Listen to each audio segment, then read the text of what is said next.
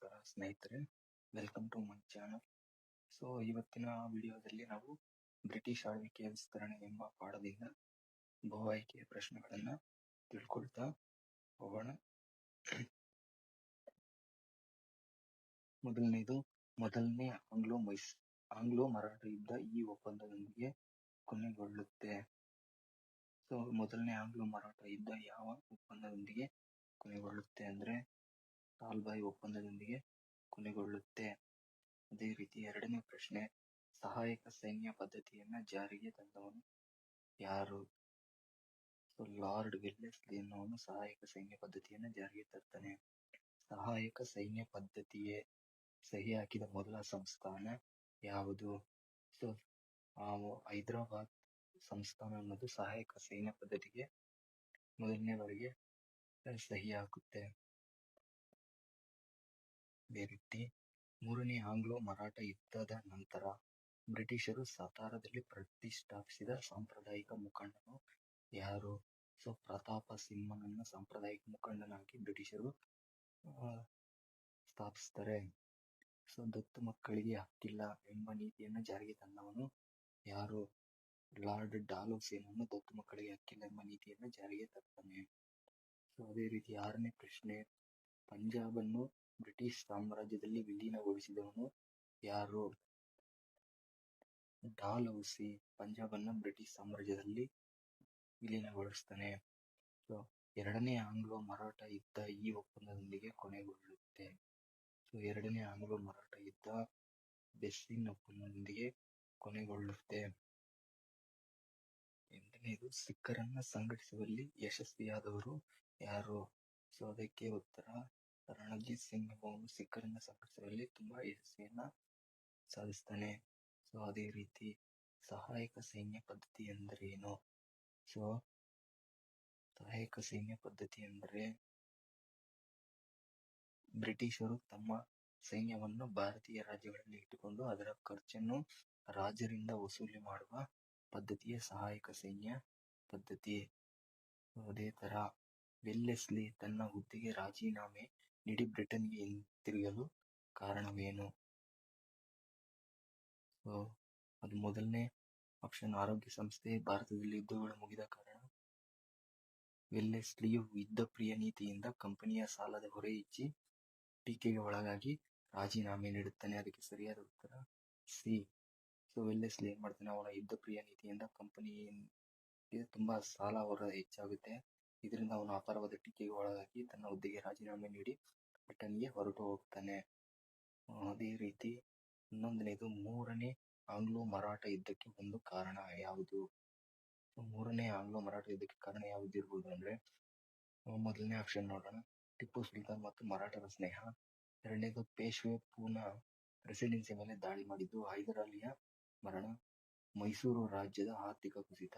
ಅದಕ್ಕೆ ಸರಿಯಾದ ಉತ್ತರ ಪೇಶ್ವೆ ಪೂನಾ ರೆಸಿಡೆನ್ಸಿ ಮೇಲೆ ದಾಳಿ ಮಾಡಿದ್ದು ಮೂರನೇ ಆಂಗ್ಲೋ ಮರಾಠ ಯುದ್ಧಕ್ಕೆ ಒಂದು ಕಾರಣ ಆಗುತ್ತೆ.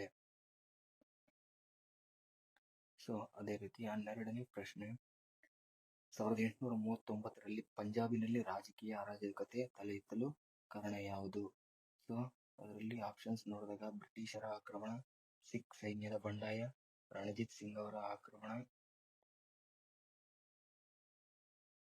ರಣಜಿತ್ ಸಿಂಗ್ ರವರ ಮರಣ, ನಾಲ್ಕನೇದು ಆರ್ಥಿಕ ಸಂಕಷ್ಟ. ಇದಕ್ಕೆ ಸರಿಯಾದ ಉತ್ತರ ಯಾವುದಂದ್ರೆ ರಣಜಿತ್ ಸಿಂಗನ ಮರಣದಿಂದ ಪಂಜಾಬಿನಲ್ಲಿ ರಾಜಕೀಯ ಅರಾಜಕತೆ ತಲೆ ಎತ್ತುತ್ತೆ. ಅದೇ ರೀತಿ 13ನೇ ಪ್ರಶ್ನೆ, ಮೊದಲನೇ ಆಂಗ್ಲೋ ಮರಾಠ ಯುದ್ಧದ ಬಳಿಕ ಪೇಶ್ವೆಯಾದವರು ಯಾರು? ನೋಡಿದಾಗ ನಾನಾ ಗಡ್ನವೀಸ್ ಅಂತಿದೆ, ಬಾಜಿರಾವ್, ಎರಡನೇ ಬಾಜಿರಾವು, ಎರಡನೇ ಮಾಧವರಾವು, ಸವಾಯಿ ಮಾಧವರಾವು. ಅದಕ್ಕೆ ಸರಿಯಾದ ಉತ್ತರ ಎರಡನೇ ಬಾಜಿರಾವ್. ಅದೇ ರೀತಿ ಸಹಾಯಕ ಸೈನ್ಯ ಪದ್ಧತಿಯಿಂದ ಬ್ರಿಟಿಷರಿಗೆ ತಮ್ಮ ಸೈನ್ಯದ ನಿರ್ವಹಣೆ ಸುಲಭವಾಯಿತು. ಹೇಗೆ? ಏನಿರ್ಬೋದು? ಹಿಂಗೆ ಅವರಿಗೆ ಸೈನ್ಯದ ನಿರ್ವಹಣೆ ಸುಲಭವಾಗುತ್ತೆ.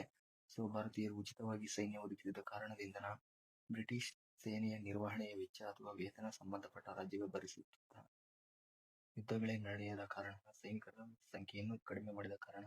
ಅದಕ್ಕೆ ಸರಿಯಾದ ಉತ್ತರ ಆಪ್ಷನ್ ಬಿ, ಬ್ರಿಟಿಷ್ ಸೇನೆಯ ನಿರ್ವಹಣಾ ವೆಚ್ಚ ಮತ್ತು ವೇತನವನ್ನು ಸಂಬಂಧಪಟ್ಟ ರಾಜ್ಯವೇ ಭರಿಸುತ್ತಿತ್ತು.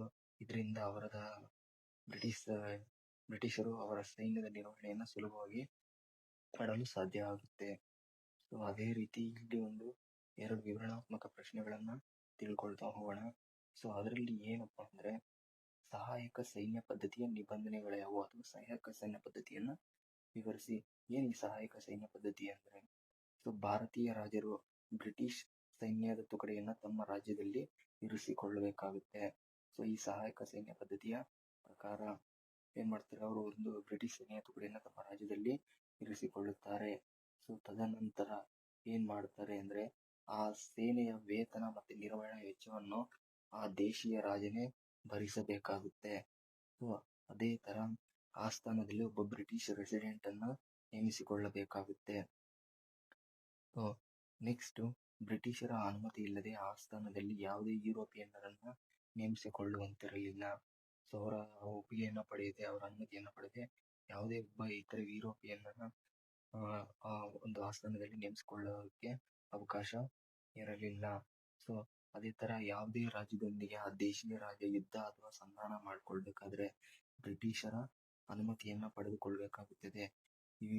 ಅದೇ ರೀತಿ ಸೊ ಕಂಪನಿಯು ಆ ರಾಜ್ಯಕ್ಕೆ ಆಂತರಿಕ ಹಾಗೂ ಬಾಹ್ಯ ರಕ್ಷಣೆಯನ್ನು ಒದಗಿಸ್ತಾ ಇರುತ್ತೆ.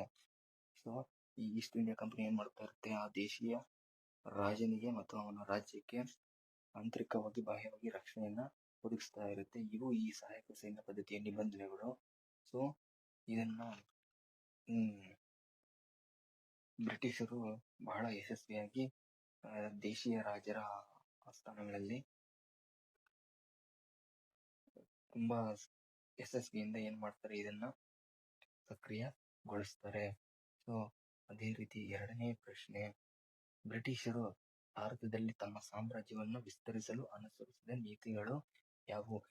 ಯಾವ ನೀತಿಗಳಿಂದ ಬ್ರಿಟಿಷರು ತಮ್ಮ ಸಾಮ್ರಾಜ್ಯವನ್ನ ವಿಶಾಲವಾಗಿ ಭಾರತದಲ್ಲಿ ವಿಸ್ತರಿಸಿಕೊಳ್ತಾ ಹೋದ್ರು, ಯಾವ ಇರಬಹುದು? ಸೊ ಮೊದಲನೇದು, ಅವರ ಬ್ರಿಟಿಷರ ಯುದ್ಧಗಳ ಆಕ್ರಮಣಕಾರಿ ನೀತಿಯಿಂದ ಏನ್ ಮಾಡ್ತಾರೆ, ತಮ್ಮ ಸಾಮ್ರಾಜ್ಯವನ್ನ ವಿಸ್ತರಣೆ ಮಾಡ್ಕೊಳ್ತಾ ಹೋಗ್ತಾರೆ.